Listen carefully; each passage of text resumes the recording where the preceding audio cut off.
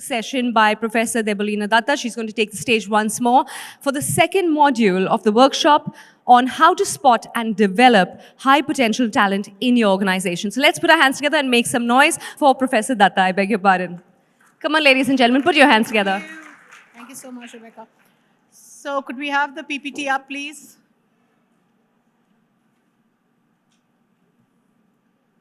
All right, so as I said, picture abhi baki hai. So here's what the collective wisdom of the class of this really informed batch was about. Okay, so I'm just going to go forward with.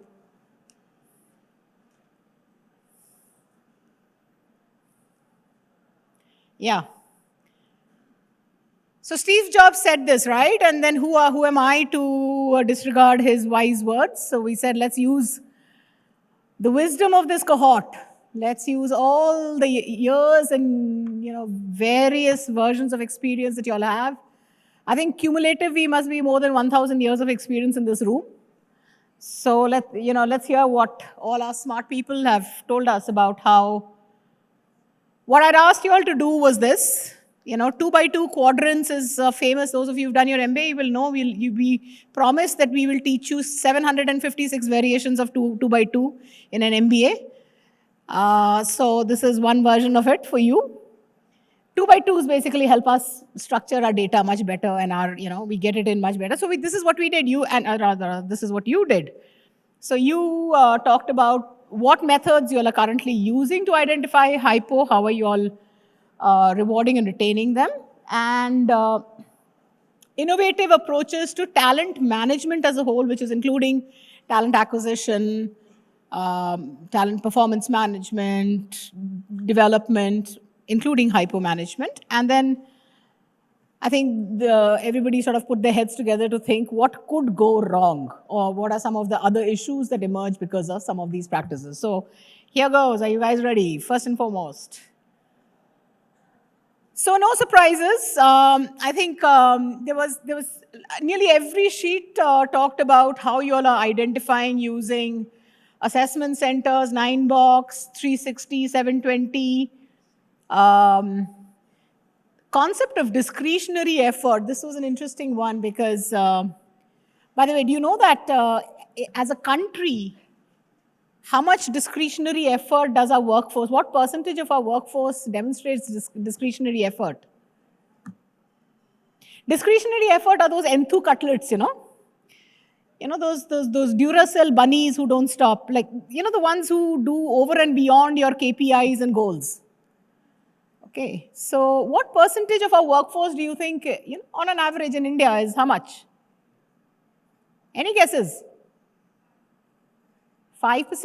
No, that's really bad. What do you think? It's about 13% in India.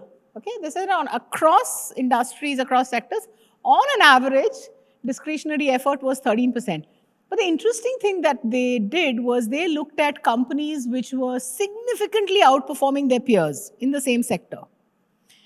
Financial performance, great place to work, all of that, right? And they said, okay, let's look at discretionary effort in those companies. How much do you think is the discretionary effort in those companies if my average, industry average in India is 13%?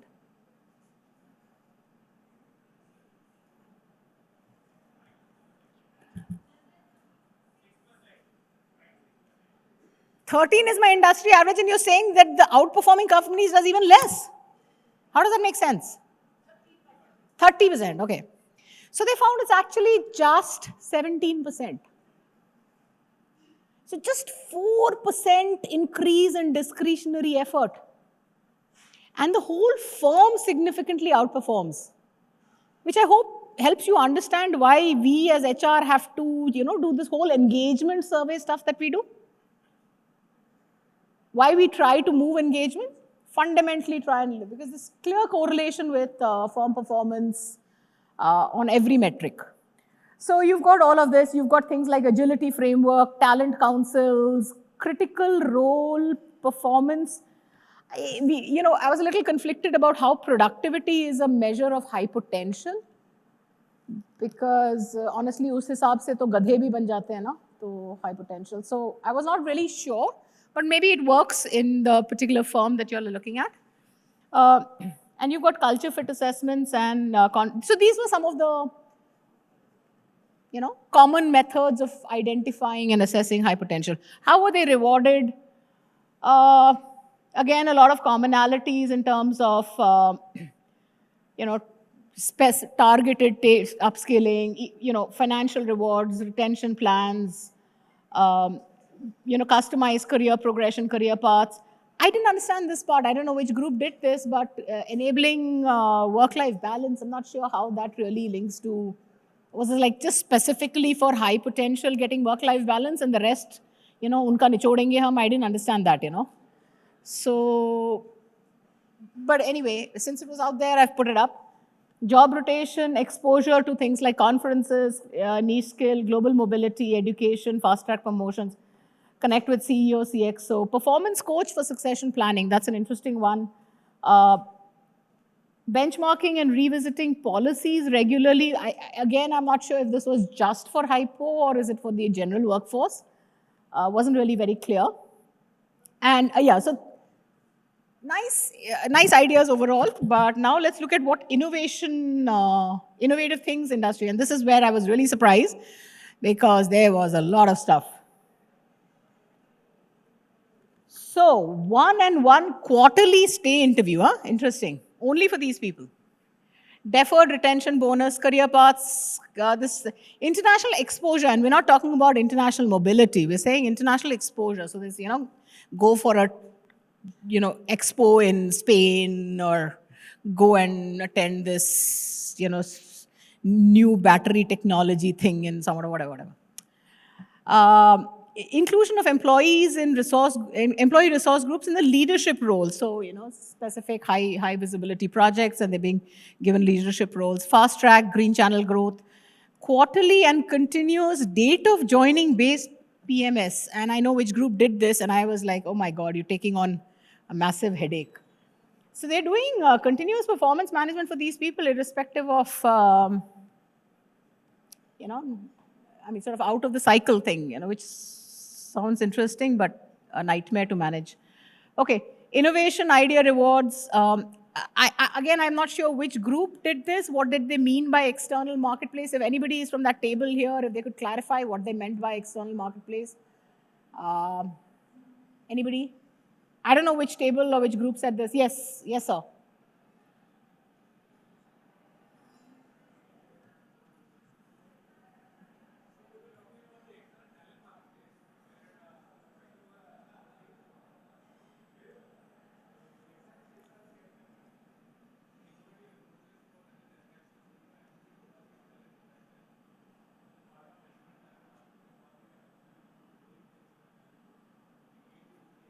So they are sort of brand ambassadors to attract external talent?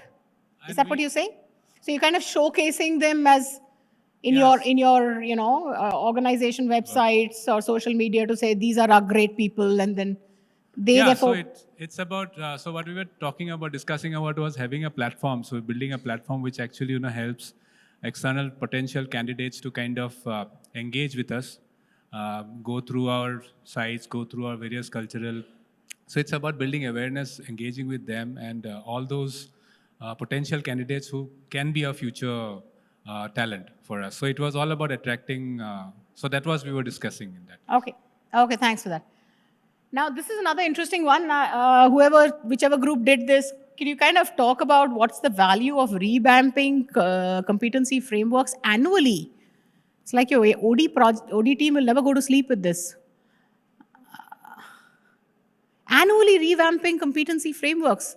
Our competency is changing so dynamically in your organization. I found that really, really interesting to see. If anybody's there, you can just put your hand up, whichever groups did this, we could just share what you did. Loyalty clubs, annual holidays. And again, I'm assuming this annual holidays is only for your hypo and not for everybody. Gen AI for hiring and identification to flight risks. Okay, best-in-class PMS tools. This is another interesting one. Aligned to CSR and ESG goals. What does that mean? Not clear. Whoever did this, please speak up, explain, help us understand how is this working. So, Little morbid, but interesting one. Death benevolent fund. Huh? So is it when we die, or is it when our near and dear ones die? I'm not sure again. So is it the death benevolent fund for a hypo, or hypo's next of kin? I'm not sure. Oh, okay. So when the hypo dies. Okay. I wonder how many of them will come back to check whether they got it or not. Yeah. Okay. Now this is important, right? I mean, this is where we all think we've got great ideas, but I think the collective wisdom of the group came out and said that overall, I think everybody mentioned that these hypo programs tend to create this. I mean, the hypos are treated as more equal than equals, and the rest of the people, it's an impact on engagement, motivation, retention, fairness, all of that. These hypo programs are resulting in increase in cost. De facto increases stress and pressures on hypo to perform. So I'm not sure how this hurts employer brand. I don't know whoever said this. Is it a sense of unfairness that's coming out because there are some people who are getting better treatment? I'm not sure. HR headache for the continuous PMS, that we can understand. I mean, I was just trying to think about the logistics of how this would get executed in if you're doing continuous performance management based on date of joining, then how do you prepare, how do you budget for your merit increase, how do you prepare your grid, how do you reward? I mean, it's like a nightmare, right? Okay. There's an entitlement and spotlight requirement challenge. That means, these particular hypo people were feeling that they deserved extra special treatment. Interesting one saying that, we invested in in these hypos, but we were betting on the wrong horse. So we didn't get the ROI from our investment. Again, issue of cultural assimilating, moonlighting. I mean, because of hypo identification, I don't know. Is it only the hypos who moonlight, or is it people who moonlight anyway? Like, it would be an interesting hypothesis to test. So this is what came out. Thank you all for this. By the way, I'll be giving this deck to y'all, so it'll get shared by, I think Meenal will send it out to all the people who've registered. So no IP around this. This is your knowledge. Thank you so much for that. Before I end, the ironical thing about talent management is that we are assessing potential, right? Potential is, and managers and leaders often confuse it for performance. They call out potential as, current high performers are having potential, but that's not true. You and I know that. But the question I want you to think about is, in this, rapidly changing vortex of technology, skills, jobs, obsolescence, everything that's happening, what potential are we assessing for? All our systems are based on past data, on past job performance, past skills, and we are trying to assess for future skills which are changing dynamically. So a little bit of thought to, what are we, really working on our high potential programs for. So there was this study on the future skills, right?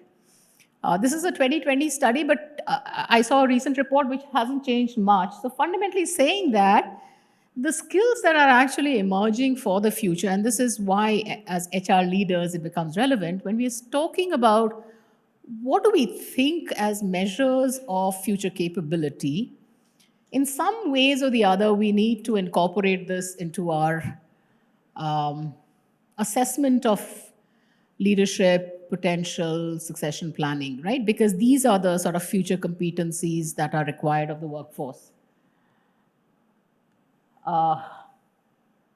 Critical thinking beyond a doubt, because today the routine mundane is being done by AI. So that's going to, so the ability to think beyond, a little bit beyond,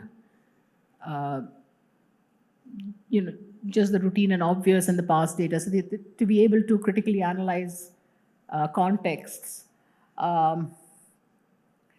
Computational thinking is coming in a big way. And there is one which is missing in this, which I will show about.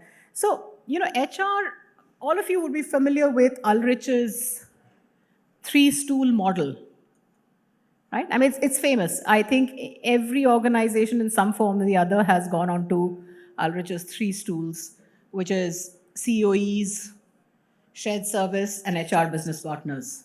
That's the way we are structured. HR is now working on that. And along with that, Ulrich came out with, what are the HR competencies to deliver on this three-stool model. So in 2004, he created one version of it. 2012, he updated it, which wasn't very different. We recently just completed a study, this was at IIM Bangalore itself with a couple of other faculty. We did the study looking at actually how technology has come into HR working in a very, very big way. So what I'm going to show you now is actually relevant for all of you in this room. What are some of the newer competencies which have come into the basket of skills that we as HR have, right? So, on the left-hand side is the 2007 competency model by Dave Ulrich, where he talked about, HR has to walk the tightrope between being a custodian and a steward for the people while driving business agenda. And that requires these competencies which are on the left-hand side, as being a talent and org designer, culture and change steward, strategy architect, operational executioner. Anything that we did was not effective unless basic operations was executed seamlessly, which is why the whole three-legged stool came out, where we had, shared service coming out to take over the large-scale operations and operational execution. Our HR policies were customized to our organization context needs, and therefore that's a business ally.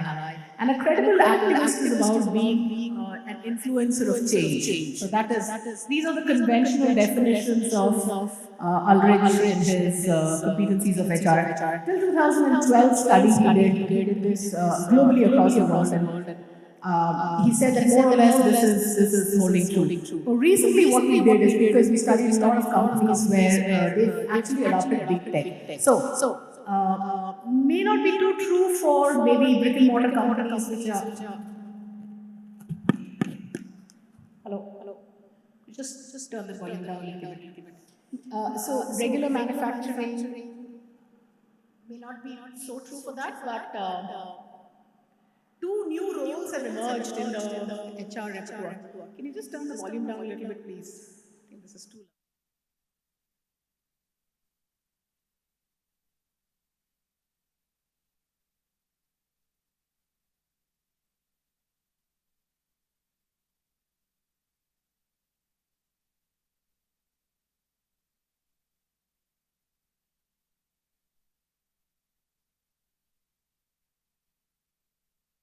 Mundane, repetitive, transactional work is now being taken over by bots in literally every domain of HR.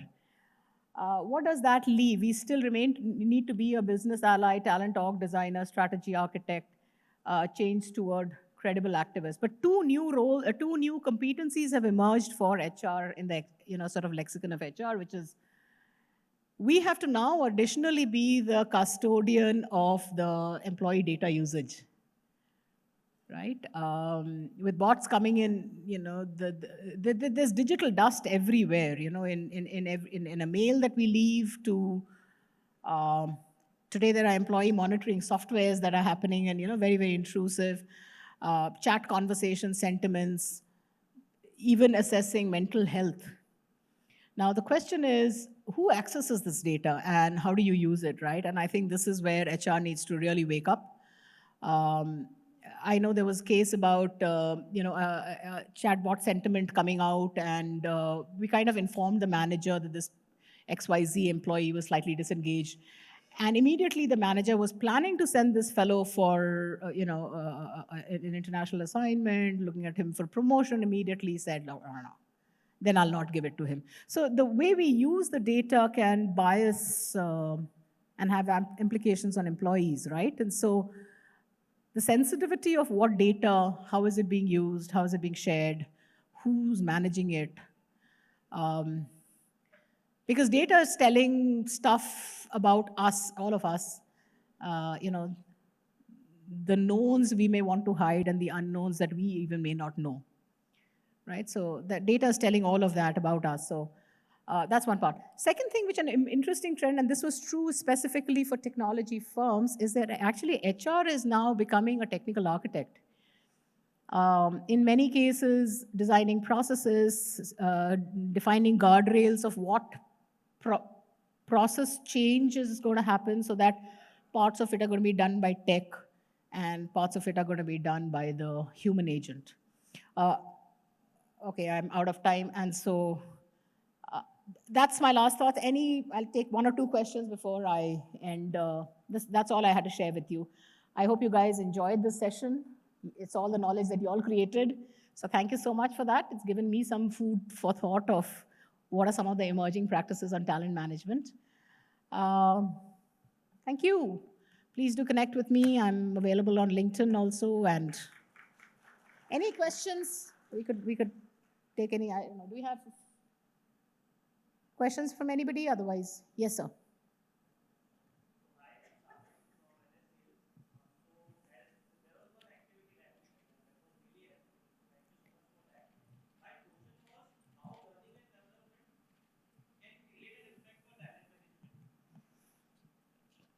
So actually today, learning and development is front and center of what we need to do in the era of rapid upskilling. The challenge which is happening is the things that you think are important, or or managers or organizations or HR think is important, is not necessarily what resonates with the workforce. And I think what today organizations need to do is build a balance between what organization needs and what an employee aspirations. I mean, think about it. We are in an era of hyper-personalization, right? I mean, our Netflix, our Amazon, our LinkedIn feeds are all customized for our own consumption. Why aren't our HR practices customized at that level?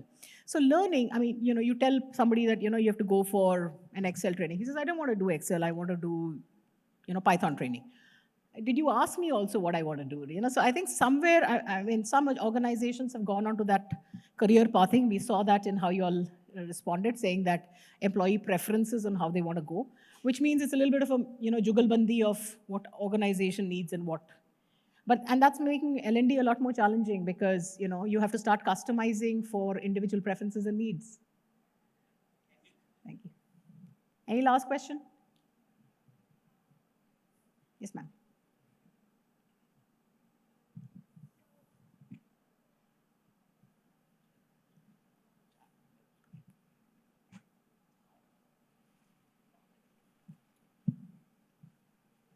Yeah, so today in the event, we learned a lot of things that we can bring into HR. And, we talk inside the organization how we can include Gen AI or let's say AI tools. But when we go ahead and when we talk to the leadership, it actually becomes difficult to, convince them to spend some money in HR as well, because then it will actually make the process easier. So, any quick tips like how to convince the leadership that you should spend in HR basically to make process efficient? I think, and this is, and I say this not specifically for you, but I say this because I see this as a common thread across a lot of HR, is we don't know how to monetize the value of what we create. I've given you the economic value formula. Can you convert any intervention that you do into economic value for the business? There's no reason why they will not. There are a lot of functions which are not tangible basically, so we find No, it no, difficult. we can have a conversation offline and I'll tell you how to monetize the value. Okay? The trick is in monetizing value of anything that you do. Talk finance to business, they will listen. I mean, that was my experience, but we can talk about how to do it. Right? Thank you so much.